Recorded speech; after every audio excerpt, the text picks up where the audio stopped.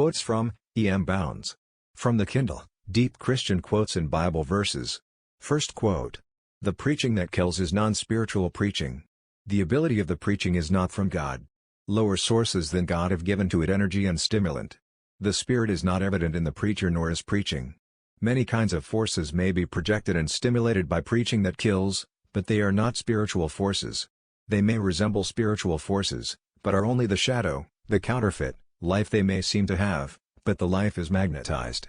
The preaching that kills is the letter, shapely and orderly it may be, but it is the letter still, the dry, husky letter, the empty, bald shell.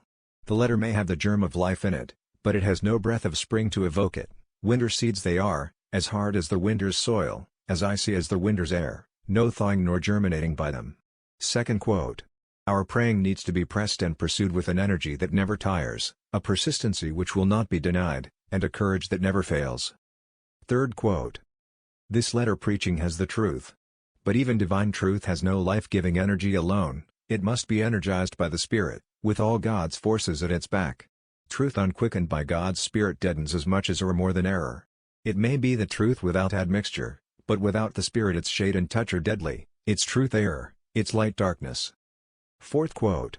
There may be no discount on his orthodoxy, honesty, cleanness, or earnestness, but somehow the man, the inner man, in its secret places has never broken down and surrendered to God. His inner life is not a great highway for the transmission of God's message, God's power. Somehow self and not God rules in the Holy of Holiest. Somewhere, all unconscious to himself, some spiritual non-conductor has touched his inner being, and the divine current has been arrested.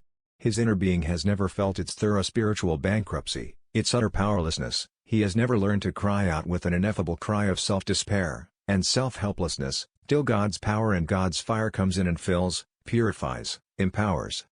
Thanks.